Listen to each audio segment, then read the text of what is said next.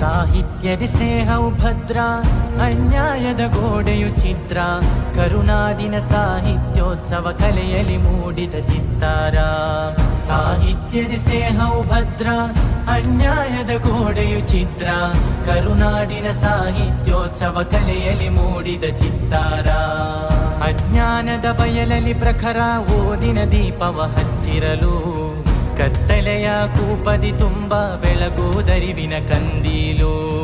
ನಸುಕಿನಲ್ಲಿ ಅರಳುವ ಹೂವು, ಕನಸುತ್ತಿದೆ ನಾಳೆಯ ನಲಿವು. ನೀರುಣಿಸುತ್ತ ಸಂತೈಸಿದರೆ ಸುಂದರ ಮುಂಜಾವು. ಭರವಸೆಯೇ ಅರಿವಿನ ಬೆಳಕು, ಭರಣಿಗಳು ಅರಿವೇ ಬೇಕು. ഇരുಳೊಳಗಣ ದೀವಿಗೆಯಾದವು ಎದೆಯೊಳ ಹೊಕ್ಕು. ಕಲೆಯ ಹೂವು ಜಗದೊಳ ಸೊಬಗು, ಹೃದಯ ಬೆಸೆಯುವ ಸೊಗಡು.